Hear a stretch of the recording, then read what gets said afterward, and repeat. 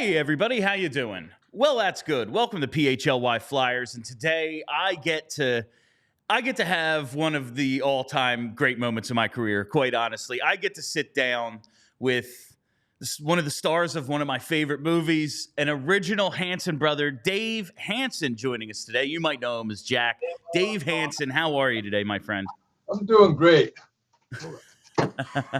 Apologize about that. I got all kinds of things going on here, but I'm doing great, Bill. Thanks for asking, and look forward to our chat. Yeah, I'm really looking forward to this as well. Like I mentioned, Slap Shot, one of my favorite movies. I am sure you hear that every single day. But here at PHLY, it's summer, hockey stories slowing down a little bit. We decided, you know what? Let's just watch and talk about some hockey movies. And well, you have to start with the classic, the all-time number one, and it's Slap Shot. And I said, well, I have to get to talk to a Hanson brother. Why not use my standing to get to accomplish, a childhood goal of mine? So this is pretty cool. But where I want to start with today, Dave, is like how you became a Hanson brother. It's, I think, one of the most interesting things about the movie Slap Shot. According to the internet, so my facts could be wrong here, Dave Killer Carlson was based on you, and you were originally cast to play him. And then one of the three Carlson brothers, who were the Hansons, couldn't be in the film. So you then filled in as a Hanson, and the rest was history. And of course, the character based on you is played by someone else entirely. Do I have that right? Yeah, hopefully all your listeners and viewers can figure that one out too. But yeah, I understood everything that you said, and you're pretty well on track. That's a short version of a story. Yep. That's incredible. And now here we are. The movie came out in 1977, 47 years later. Did you have any idea at the time that 5 decades later, you'd still be talking about this movie and, almost the folk hero aspect of that line in the movie, they're folk heroes, that came true? Did you have any inkling that was going to be the case? Well, I could give you a song and dance story, but the truth of the matter is no. The three of us were 20, 21, 22 years old in that succession, actually. Steve was the youngest. I was in the middle. Jeff was older. And usually we're all Minnesota boys. So our traditional off-season schedule was play the season, go back to Minnesota, play softball, drink beer, eat onion rings, eat some walleye, and then, go to training camp the next season. That was it. They came to us, and, when it really settled in that, hey, we're really going to do a movie here, we figured, well, what the heck? It'll be a change of a pace, and, and let's do it. So, we shot the film, finished up early summer. And then Universal Studios actually wanted, even before the movie came out, pitched us an idea of, hey, we want to sign you guys to a 7-year, 7-movie deal. We want to keep going with this. We think it's, you guys are that good. This thing is going to be that great. And we said, really, we're not actors. We're hockey players. Our pursuit is to play hockey. We want to get to the National Hockey League, or at that time, even the World Hockey Association. And if you can work it out where we only do the movies in the summertime and won't interfere with our hockey, then okay, we'll go with it. And they couldn't guarantee us that. So we said, forget that. We're gonna instead of going to Hollywood and hooking up with hot Hollywood babes and living the life of a Hollywood star, we decided to stay on buses and hang out in showers and locker rooms with a bunch of dirty old naked men. And look how it's worked out all these years later. Now, Dave, it's crazy to me that all these years later, the movie still resonates. I was born 11 years after it came out, and it's one of my favorites. It's so many of my friends' favorites movies. Why do you think it's had this staying power as times have changed and tastes have changed? Why is it still what it is? Slap Shot is everyone's favorite hockey movie. Well, I think there's a variety of reasons, Bill. One is, of course, sports. Sports is, everybody loves sports in some form or fashion, and certainly in North America and throughout the world, hockey continues to grow. So you've got that, that group of people that's focused on it. And Slap Shot is just tireless with regards and endless with regards to humor. It's still funny to this day. In fact, maybe even today, because all of the wokeness and the cancel culture, cancel stuff going on. To go back and see a movie in '77 and the language, and there's nothing politically correct about it, but I think it got voted by Maxim magazine as the #1 all-time guys movie because it's got everything a guy wants. Violence, sex, blood, vulgarity, et cetera, et cetera. So, but when you boil it all down, I think it's just a darn right funny movie, and humor hopefully never dies. And one of the reasons why Slapshot just continues to go on. And then of course with cable TV and all of the video and media outlets that Slapshot can be seen now more and more continues to grow. It's just worldwide now. It's not just isolated to the States or Canada or North America. No, it was one of the reasons I wanted to start with Slapshot for this. Is like, well, it's on Netflix right now, so we can get people to watch it right now, and it'll be no problem. But I think another real interesting, just the way I think about this movie, like if you were to ask 100 hockey fans to name a character from Slapshot, and this is starred by Paul freaking Newman, I bet at least 75 of them minimum would say the Hansons first. Like, how does that register to you that you were like, this thing grew to be to the level it is, and like your characters in that movie are so iconic? Well, it is kind of astounding. If you look at certain statistics, I think minutes of screen time that the Hanson brothers have, it's a 2-hour flick. So, the amount of screen time we really have relative to Paul and Ankeen and everybody else in there is minimal. And yet, well, first off, we're good looking guys, we're chick magnets, right? You put the glasses on and the long hair. And so you got that going for us. But I think we just, on one hand, maybe because we weren't in it so much, there's that splash, and certainly the first 3 minutes that when we hit the ice, that's the most iconic shift in hockey ever. Yes. So the impressions that you make, short impressions but big impressions, just seems to last. And the goofy and the colorful parts that we played, again, just become iconic. And people see us as fun-loving but tough guys, and I don't know, and just the impressions we made, just kind of wonder why, but it happens. Who knows, really. That's I'm glad you mentioned the screen time thing, because I do think that's a big part of it. Like it's more memorable. I will say, I think one of the heroes of the movie, unsung, is Mo, because every time Brad Sullivan is on the screen, he's being ridiculous. Like a laughs per second, he might be right up there at the top of that. But if there's a character, just an aspect of the movie that you think maybe is overlooked or underrated even all these years later, is there anything that sticks out to you like that's what made it work? I think the dog in the park. Well, fuck him. No, I'll be honest with you, Bill. I haven't analyzed it that much to be able to answer some of those type of questions. But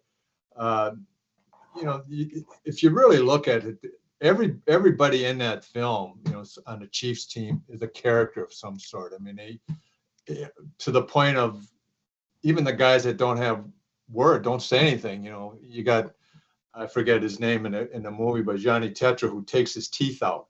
Doesn't say a word, but I mean, gosh, he literally takes his teeth out. And that he was one of the hockey players. And Guido Tanisi, who played Billy Charlebois with the Sparkle Twins. I mean, he doesn't say anything, yet you remember him, so, and to your point, guys like Alan Nichols, who says, Dave's a killer, Dave's a mess. I mean, it's just the lines and the characters are so memorable, and, they all come across like they're effortlessly are really hockey players. And really that's, the great thing that Nancy Dowd, the writer, did when she wrote it is capture this, I'm going to say capture the spirit of thing, right? Dickie Dunn. But I mean, she really did. I mean, she really took the nuances and the way we talked and the way we behaved and just created a masterpiece of a script, which really attracted Paul initially. And then, George Roy Hill was able to just get it out of everybody and put it on screen with DDL and doing all the great editing and made it what it is. It's fantastic. Now, I think one of the things that does make it great is there are so many hockey players in it. Like, it's hockey players playing hockey players, so it comes off as authentic. You played over 100 games in the WHA. You played for the Red Wings and North Stars in the NHL. You were on championship teams in Adirondack and Indianapolis. How do you square, like, that was your actual playing career, but maybe what you're most famous for is playing fictional, like a fictionalized version of yourself? Like, how does that work for you in your head? Like, are the two things separate? It's all part of your hockey career? Well, I'm really proud of my career because, from where I came and what I achieved was I overachieved, and had a blast doing it. Loved playing hockey. I got no regrets there. The movie part of it, the hockey career is behind me, but the movie part keeps going. Like, I mean, we're not talking about my hockey career anymore. I did a golf outing this weekend with the Pittsburgh Steelers alumni. I wasn't there as Dave Hanson, who won a championship in Glens Falls, New York. I was there as Jack Hanson, from Slap Shot. So the neat thing about it is the career was my real life. Had a ball for 10 years playing it. Slap Shot has become a big part of my life. Never, back to one of your original questions, never suspected that this was going to happen the way it is. And the great part about it is it's still fun, it's still relevant, and I've been able to spin that along with Jeff and Steve. We've been able to spin this into a lot of fun stuff around the world, and the most and best part of it is we've been able to help raise a lot of money for a lot of needy causes and meet a lot of great people along the way. That's absolutely tremendous work you guys are doing. It seems like Steve's doing well after the accident and all the things he'd been through recently. So that's awesome to see. Just a couple more for you here, Dave. Given the player you were and the character that you played, being the mascot for a certain kind of hockey, and the penalty minutes you accrued throughout your career, what do you think of the game now? And as long as there's fighting in hockey, there will be debates about fighting in hockey. You can probably guess where I come down on that debate. It's my favorite movie ever. I'm having you on today, but a lot of people maybe disagree with its role. How do you feel about the game today and just the overall, that aspect of the sport? Well, the game has certainly evolved to create, much faster pace, much more skilled players, bigger players, smaller players. I mean, they're all playing the game now at such a high level. The fighting aspect of it, the physical aspect of it, I'm mixed on it. I think fighting was an exciting part of the game. And at the time when I was playing, it was also a strategic and necessary part of the game. Today's game, I don't think it is. I think it's evolved to the point where they don't need fighting to help regulate the game, the players amongst themselves, this and that. However, I still think there's a need for it, and I see it here in Pittsburgh. I mean, we got one of the greatest hockey players of all time. He continues to play at the high level, Sidney Crosby, and yet he's out there and competes hard, and people are taking cheap shots at him, and there's nobody on Pittsburgh's team that can stand up and say to Philly, for example, hey, you either knock that off or we're going to go after your guy. So I think there's still a place for it. But I don't know. I'm mixed about it. I mean, I love the days, when you had the Broad Street Bullies, and you had the Big Bad Bruins, and you had the Montreal Canadiens. I mean, Montreal was a great, a great model for the speedy forwards and the big lumbering, big defensemen that would stand up for the speeding forwards. And I think the physical aspect, the checking of the game, it's no longer really there. The speed is so good. Yet you don't get to see guys like a Mario Lemieux or even Sidney Crosby unless you really watch Sidney and you know the game. But you don't see a Mario Lemieux or a Bobby Orr going end to end anymore. Because it's so tight and it's so fast. But it's still a great game. I still think it's the greatest game in the world. I love watching. I think the playoffs, there's nothing more exciting than watching Stanley Cup playoffs in all of sports. I think the regular season's getting a little long sometimes.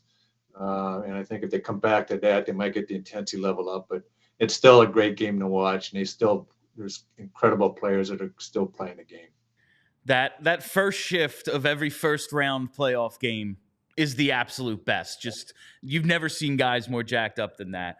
So now you're the executive director of the Island Sports Center at Robert Morris University. So you're involved with the game in that way, but what are you doing now? What does that exactly mean? And what is how plugged into you are with hockey now? I'm on a 32-acre piece of property here in an island in Pittsburgh.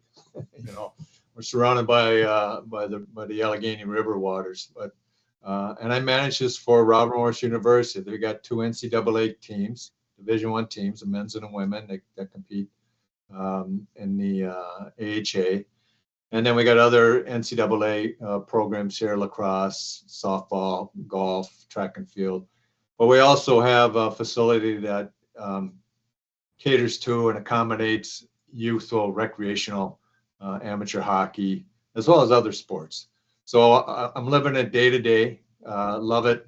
I work with great people. Robert Morris is a wonderful university, one of the top universities, not only in Pittsburgh, but around the country. So that's my day-to-day life. And yet I still got the long hair and put on the glasses and the foil every once in a while and the Chiefs jersey. And I'm either on the road, having some fun with some people, or I'm doing cameos. I even do this cameo.com thing now. That is something new for me, but it gives me another opportunity to have some fun with people and make them laugh and chuckle a little bit. Well, Dave, you and the Carlsons were absolutely responsible for me and my buddies putting on foil before games in middle school. So I want to tell my coaches now that you're to blame. But it was awesome getting to talk to you. Just one final question for you, Dave. Do you really hate root beer? Well, it's that line. It's a wonderful line. It was kind of just thrown out there, and it's amazing how that line, amongst other lines, continues to be an iconic line. Yeah, give me a grape orange, but none of that stinking root beer. No, I got to tell you, I'm a Minnesota guy that I got roots in Wisconsin, and whenever I go back home and I take this drive to go up into Wisconsin and Minnesota, I pass an A&W root beer stand, and I stop in every time and get myself a frosted mug of root beer. All right. Well, I'm glad that we finally have an answer to that. This was so much fun for me, Dave. Thank you so much for doing this. Everybody, make sure you watch Slap Shot this week for our review coming up on Tuesday. But this was a great time, and thanks a lot, Dave. My pleasure, Bill. Take care. We all silly like the mayor.